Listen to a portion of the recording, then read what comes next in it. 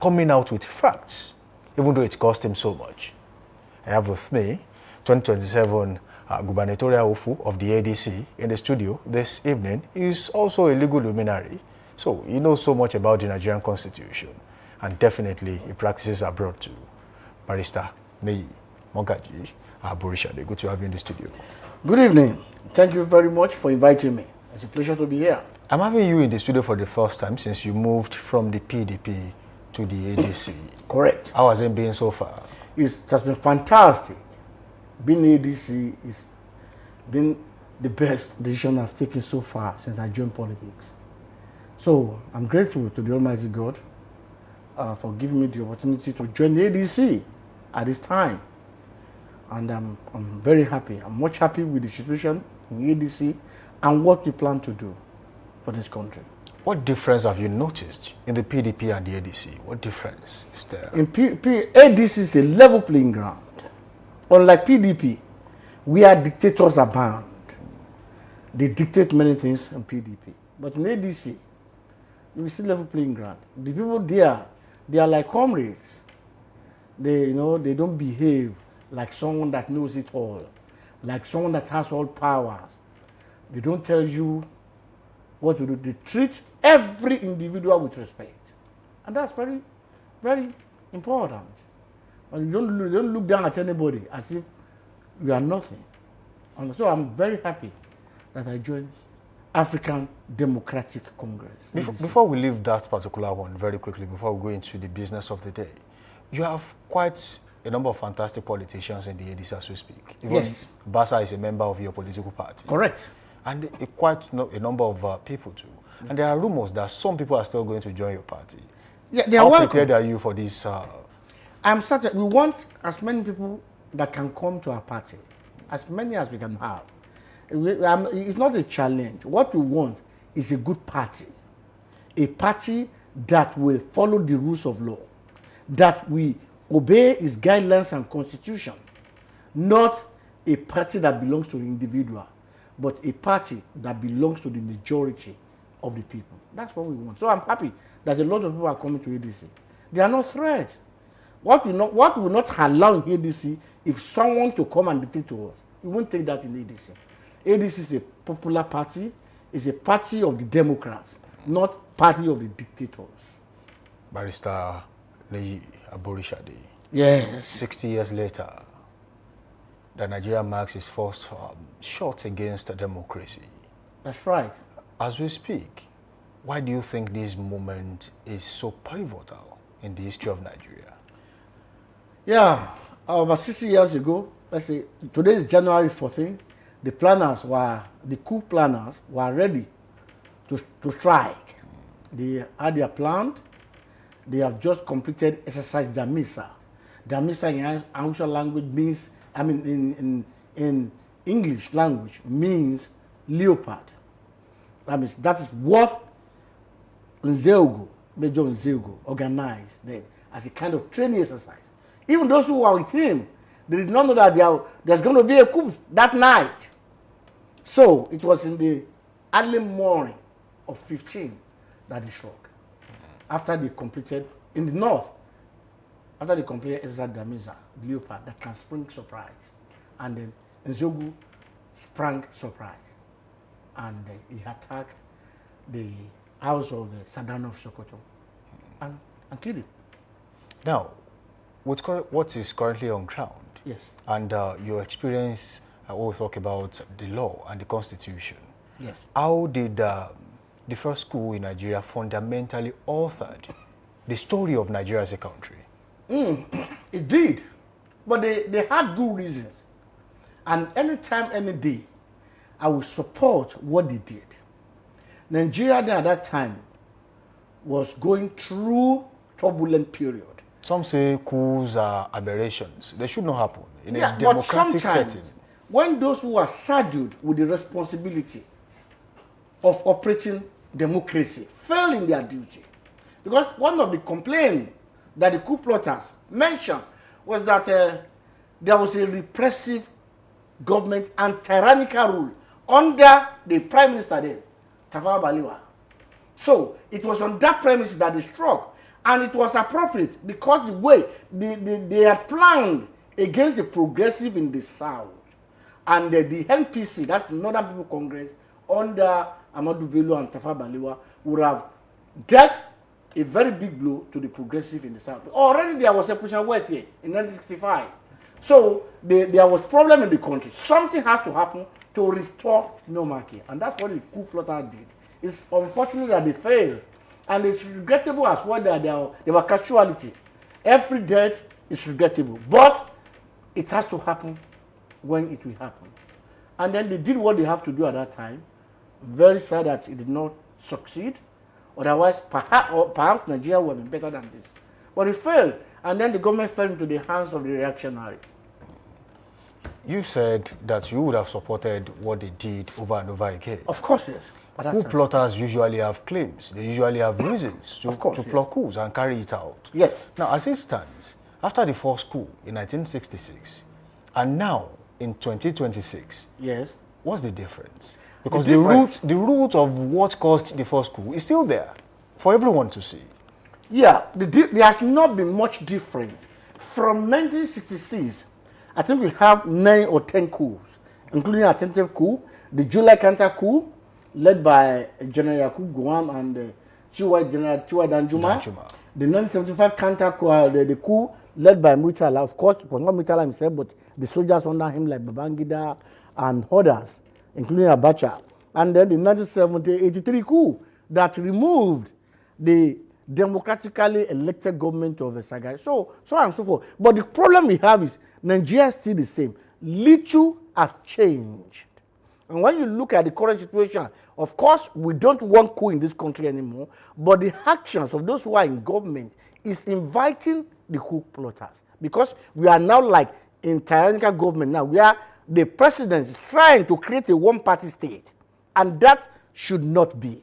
Otherwise, why forcing people to come into APC? Why? We know that some of these people, it's not their intention to join APC, but because of the situation on ground, because of the coercion by the federal government under the President Tinubu, they are moving massively there. And so, unless things change, Nigeria will be what it is. If you are doing well, if you are running this government very well, there is nothing to fear. Let there be election. You don't need to force people to come to your party. It has never happened. It is unprecedented. What is going on in Nigeria today under this government is unprecedented. Nigeria has never gone through this system before. We are APC. All of them are moving to APC. Most of them are moving to APC. The one cannot move to APC is because they rejected him. They don't want him there. He would have moved there as well. So you look at it, where are we going with this? So what causes the problem in 1996 is still the same problem we are facing today. Because at that time, Tafawa Balewa under the NPC, they made alliance with Akintola in the West. So for whatever reason, they forced a kind of alliance and they destroyed the other party. Either you join the APC, because Akintola formed NNDP at that time. So made alliance with the Northern People Congress. Either you join them or not. That's what created Operation Wete in 1965. When the people see that there's nowhere to go, those who belong to other party, there's no God to call for them, no military that will support them, then they created Operation Wete. Operation Wete is a situation where they will use the premium petrol against the enemy. They will set them ablaze, and then that created chaos in Nigeria. And that is what led to the first coup, the intervention, the push by the military. 9. Yes. Just like you said, Nigeria witnessed about 9 coups, yes, counter coups, and some other things like that. And at that time, between now and then, which of those military interventions did more damage to our institution as a country? They did more damage because sometimes, like I said, in 1966, if the original coup plotters, if they had been successful and they were in power, not the one that did not plan coup, Aguero did not plan coup, but he destroyed the first coup and arrested the officer that planned and orchestrated everything. So he came to power by default. He did not plan anything. There was no blueprint. The original coup plotters, they had blueprint. They had a plan. They couldn't carry it out. the coup planners. And so they could not carry it out. And instead of Ironsi to carry that plan out, what he was not prepared for, he was just doing what he likes. And that's why within 6 months, there was a counter coup in July 1966. And that claimed his life and the lives of some other people. It's unfortunate. So I did believe that the coup was successful. The story, in my opinion, would have been different in Nigeria because they had blueprints. They knew what they intended to do and they would have followed it. But unfortunately, their plan was truncated. And the coup failed. And then the Forces of Revolutionary took over. And after that, the counter coup of Gowon himself found himself in power. Not that he planned it. It was because the Northerners were angry about the attitude of Ironsi. He did not do anything against the coup plotters. So there was a counter coup. And they put Gowon there. So Gowon himself did not have any plan. That's why he declared the problem with Nigeria is not about money. It's about how to spend it. How to spend it, because he was a man that did not plan the coup. He didn't know what to do with power. So that has been the problem. And after that, there was a counter coup by Murtala. Murtala did well. One of the military people that did well for 6 months. Murtala Mohammed, Ramat Murtala Mohammed. When he took over, in fact, Nigeria was at the best at that time. And unfortunately, they did not allow his government to last long. Within 6 months, there was a coup that claimed his life. And that's how Obasanjo came into power in 1976. Murtala was killed on February 13, 1976. Yes. The religion, I don't see the religious tension in the first coup.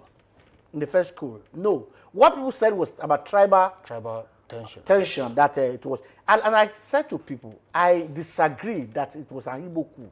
Because there were 4. I was about to come to the Igbo coup clause. Okay. People still say it was an Igbo coup. Now, when you look at it, then Olafimi, we have Captain Ganu Adeleke, and then we have, I forgot the name of this one as well, who was there, Yoruba, 4 Yoruba, and we had 3 Midwesterners.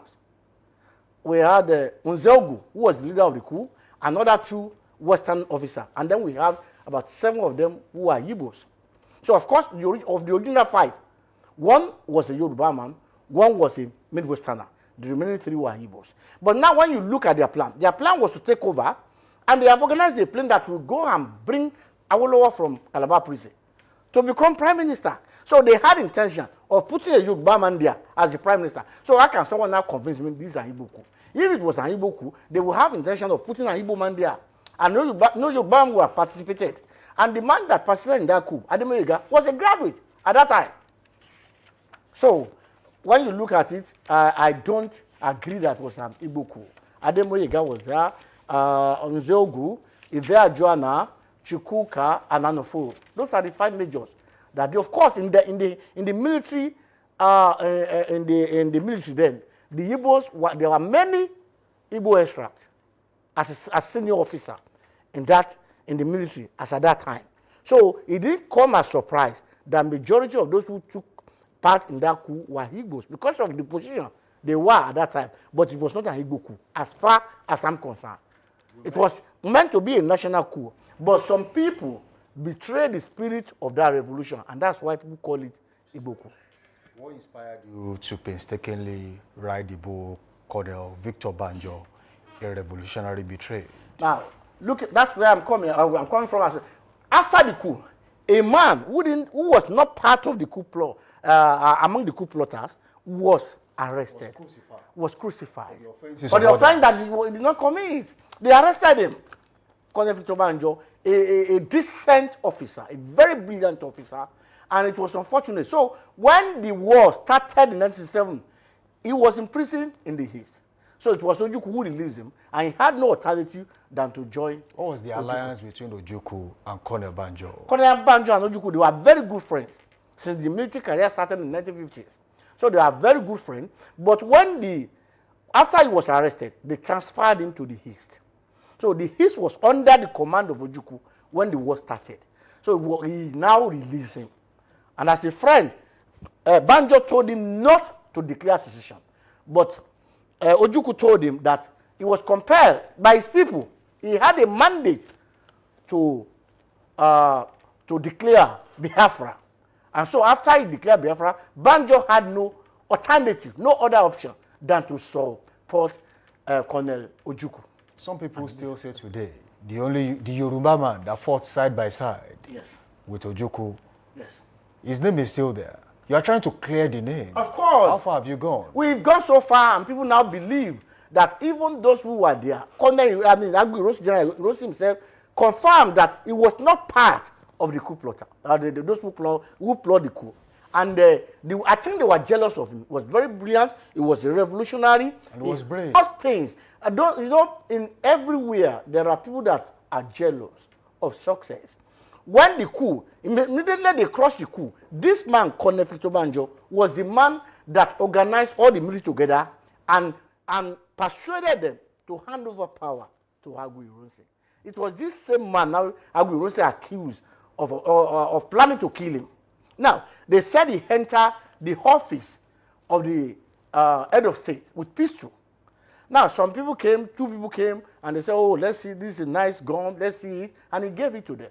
Now, if he has intended to kill the president, the head of state, would he have handed over his weapon? He's gone. No, he wouldn't have done that. So, but they planned against him. They planned now, everybody now knew that this man was not part of the coup plotter. When I spoke to General Obasanjo, he confirmed that because on the 14th of January 1966, Obasanjo arrived from India.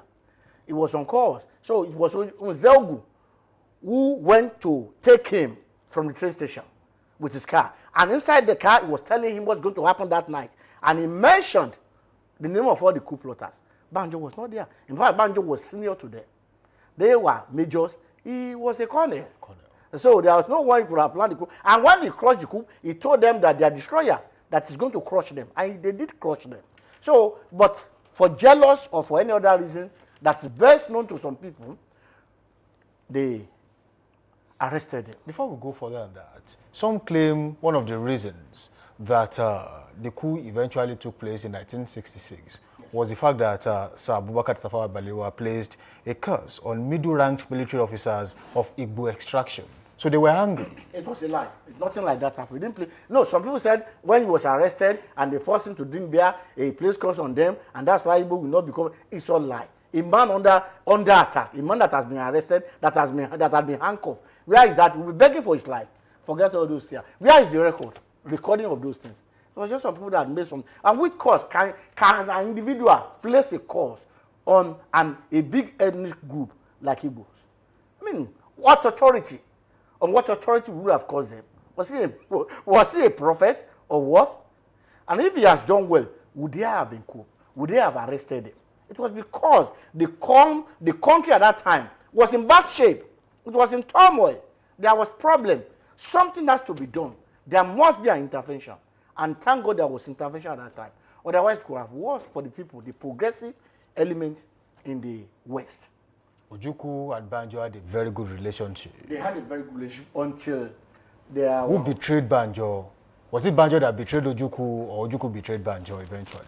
Banjo did not betray Ojukwu. I think it was Ojukwu that betrayed Banjo in a way, because some people maybe told him lie, and then he got him arrested. Banjo was becoming too popular, but this was a man that will always speak his mind, wherever he was.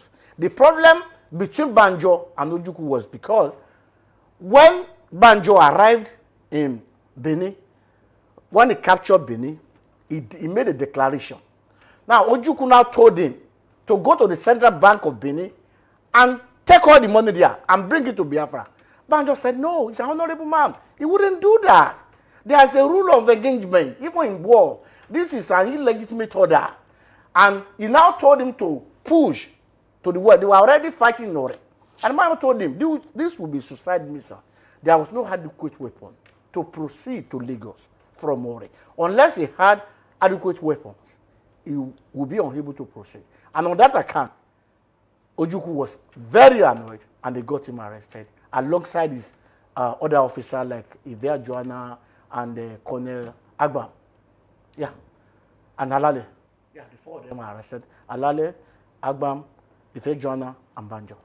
Those were the four officers they were executed in September 1967. Until today, even his family members don't know where he was buried. They don't know where he was buried. They don't know. We've tried to find out where he was buried. Perhaps we could have assumed his body and bring it home, but no one knows. Ojukwu did not tell when he was alive. So they were all buried together. The four of them were buried at the same place. No one knew the burial ground of Ife Jonah, Agbam, and Alale. Just buried them. It was so sad that something like that happened. But they made that supreme sacrifice for Nigeria.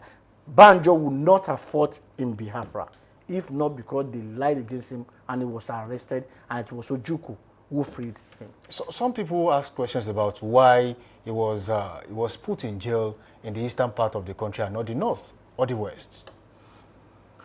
Because perhaps I don't. Maybe they think if he was in the west, he would have been released during the war, or if he was in the north, he may have been killed by the hungry northerners. So they put him there. Only Ironsi can answer that question. Only he was not alive to deal with the question. But he found himself in the east, and it was Ojukwu who released him. You met his family members. Yes, you met his sisters. That's correct. How were they feeling? They felt bad. Of course, they are forgiving them, but they felt bad because this man did not deserve to die like that. If he had died in the war, yes, but for a friend that you trusted so much, that you fought for, to have executed him in that manner. Because we know they lie against him because there was a judge, it was a lawyer that Ojukwu appointed as the head of the tribunal that should condemn him. The man said unless he listens to him, he can't do that. So the man refused to take that order. So Ojukwu now appointed someone and said, no, whatever they say, they should condemn them to death. So if people, another Igbo officer, a Igbo man, a lawyer, refused to condemn this man, believing that he did not do what they said he did. This man was an Eastern, an Igbo man, and he refused to carry out the order. So he was arrested as well and put in jail for refusing to carry out the order of Ojukwu. He was not a Yoruba man, so but he was sincere, and everybody in Nigeria we should say yes, busa for this kind of man in that situation. Would Banjo have been a national hero? That's if correct. Not for the unfortunate situation? Yes. What would have happened to Banjo if he was still there? If he was still there, perhaps the counter coup would not have happened. Because after he was arrested, Ironsi surrounded himself with reactionary officers. Like, I forgot the name of this man. Maybe in the course of our discussion we'll discuss, he was also in Madiebo. Madiebo who got wind that there's going to be counter coup. And he still went to the north. He didn't alert Ironsi. So such are the kind of people that he surrounded himself with. Perhaps if Banjo has not been arrested, he would have crushed the counter coup. Perhaps it would not have happened. Because Gowon, Ironsi was trying to pacify the north, and he chose Gowon as his chief of staff, choosing an enemy because he wanted to pacify the enemy. And they took the advantage of that. Gowon and Danjuma, General Danjuma, Chiwai Danjuma, they colluded and they assassinated the president in Ibadan here in July 29, 1966. After each coup, when it ends, the act of impunity still remains. Of course. By who? By the civilian or the coup plot. Well, the soldiers among us, they are like us. So you see the same thing, the same people, the same set of people that are, I can say, they are recycling themselves in another way. They come in another way. For instance, what is happening in Nigeria now is very bad. We are moving gradually to one-party state unless ADC stand their ground to ensure that this democratic process that started in 1999 continues whatsoever. But other people now, they are bending toward one-party state. And the president is happy about that, which is very, very bad. Nigeria has enjoyed 20 years of uninterrupted democracy. Yeah, we say more than 20 years. More than 20 years, over 20 years. Yeah. Now, would you say what has practically remained the same or disturbingly becoming a problem in the country? Like corruption and the rigging of election. When an election, it was part of what the first coup plotter, because the way they dealt with them, it's only the NPC and the NNDP that did the election. So they complain about rigging. The same thing we have now, rigging of the election. That should not be allowed in 2027. Let there be free and fair election. Let the winner be declared promptly, without interference, without coercion, or without fear. People should go to the polling booth. They should exercise their franchise, casting their vote for the person they had in mind. They have in mind. This takes us to the 1993 general election, Open 93, Yes. with MKO Abiola. Correct. The election was annulled, and that creates a significant gap in the electoral system in the country till date. That's correct. How has that changed the trajectory of Nigeria as a nation? It was very bad. Everyone knew that Abiola won that election. And they have announced 40 states. But Babangida said it openly, even recently, perhaps last year when he launched his book. He said that he had intention of announcing all the results, which Abiola has won. But people like Abacha and other people, they told him that if he announced Abiola, they will kill him, they will shoot him. And because of that fear, said he was so scared of Abacha. Because when there was the Oka coup of 1990, of 1990, when it happened, it was Abacha that saved Babangida, and he owed him that. And so he was afraid of him because Abacha was brutal. So he said because of Abacha, that's why he was unable to complete the process of that election in 1993. And unfortunately, Abacha is not here alive to defend himself, whether it was true or not. But he said it was Abacha who stood against Abiola. Now, if you look at our democracy today in Nigeria, Yes. it's more or less like a repeat of what happened during the coup eras. The military personnel are still in charge, even though it's civilian rule. Look at the issue of former President Olusegun Obasanjo. He was a former military ruler. He became a civilian ruler. After that, we had President Muhammadu Buhari, who was a former military ruler. And we still have people who are more or less like kingmakers in the country. Some say the river, Gerard T. Y. Danjuma, is one of the kingmakers. They are still there. It was one that time. That time has gone. But yes, but when you look at it, this Obasanjo won election. He won in 1999. No controversy about that. That was a return to democracy. Yes, he won that election. Salam Abubakar decided to step aside. So anybody is free to contest an election as long as you sell your uniform and you declare yourself as a candidate. But Obasanjo is a member of, he's a citizen of Nigeria. He's a citizen of Nigeria. He has right to contest, and he exercised the right, the fundamental right, and he won the election. Same thing with Buhari. He exercised at that time. Buhari won the election, the first election. He won it. The second one, I'm not so sure, but the first one, because people thought Jonathan was not doing well, it was later that they realized the virtue in Jonathan. So they voted him in. As long as someone won the election, then there's no problem. Whether military, whether police officer, whether military officer, or anyone, as long as there is a free and fair election, there shouldn't be any problem. Anybody should be free to. Now, let's talk about the current situation in the country with banditry, terrorism here and there, kidnappings, bombings in some cases. Do you think Nigeria has fully insulated its armed forces from political ambitions? No. The army still have political ambition. Recently, we had, as a rumor, that there was a coup. And some officers were arrested, even though the government denied, as they used to deny everything anyway, but people knew that there was a coup. In the future, we will hear more about this coup. So, the military, they still have interest to govern this country. But what the people should not do is to play in their hand.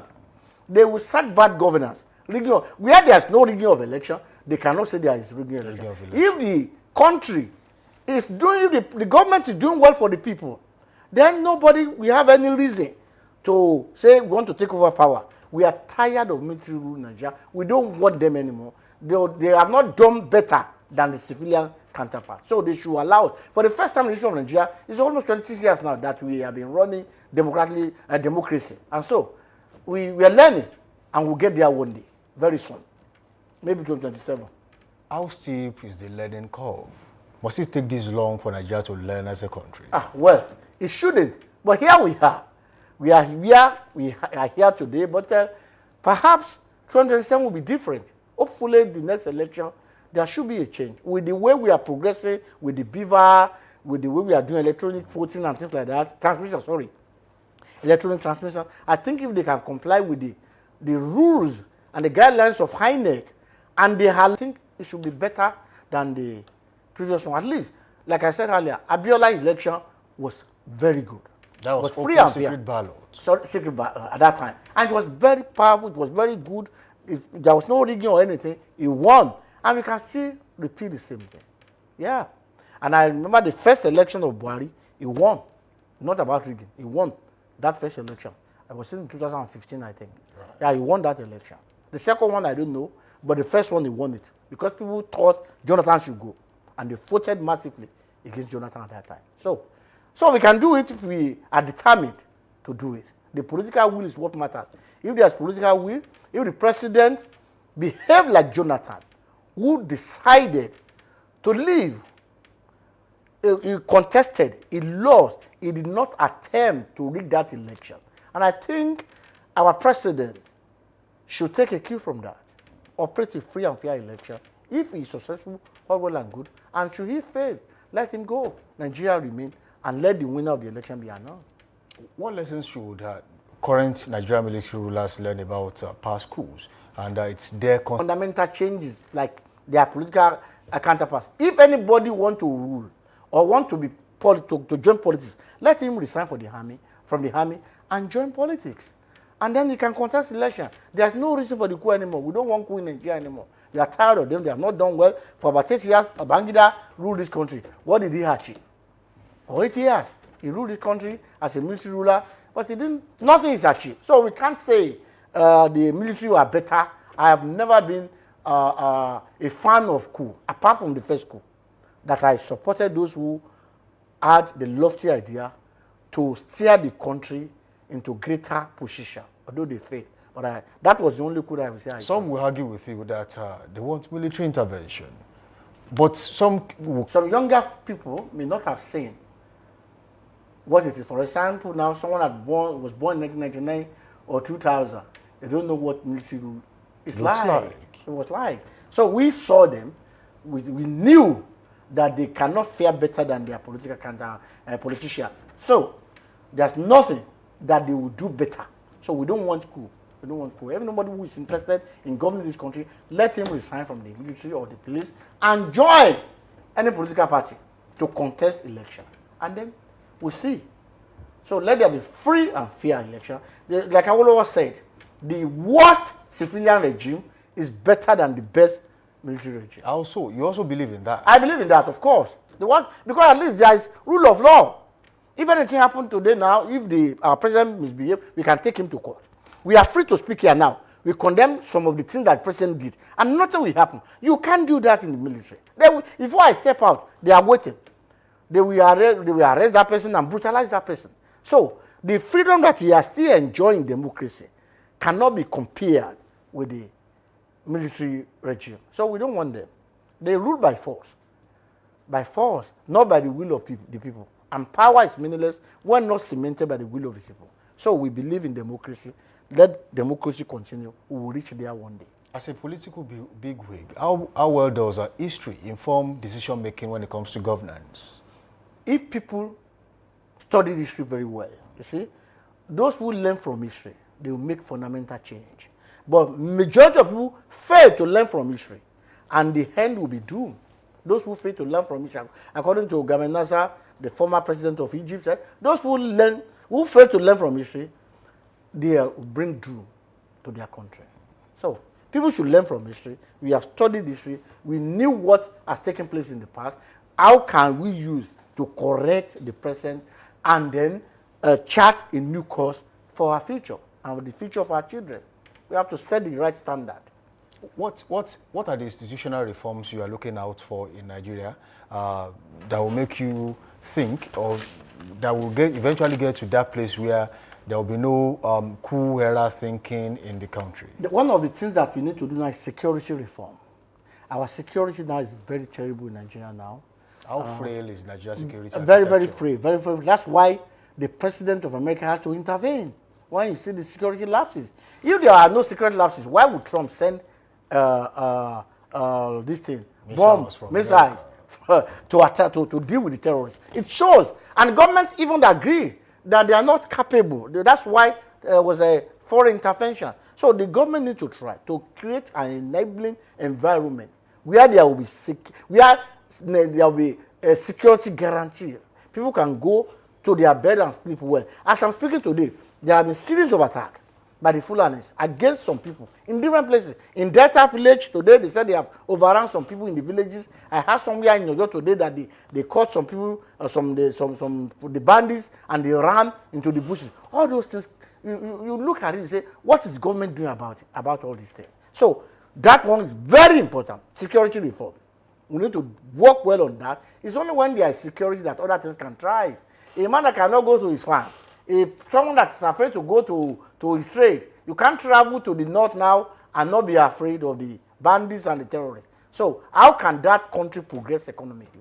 So unless there's security in the country, a good security system operation, we cannot achieve many things. So security first, another thing come with it. The economy would have been buoyant with their security, because now you cannot, tourism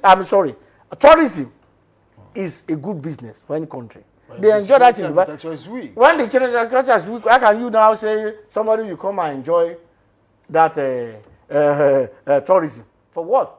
Why should we risk his life when he can go somewhere? When he can go to Dubai, when he can go to France, when he can go to other countries who are very secure. So no one will come. We are trying to appeal to the foreign investors who will bring money to a place where security is not guaranteed. So we need to work on that. What does the body language of the Nigerian government looks like against insecurity in the country? I think they are not happy as well. No reasonable person or president will be happy with the insecurity, the state of insecurity at this level in this country. But what they don't know is how to curb it.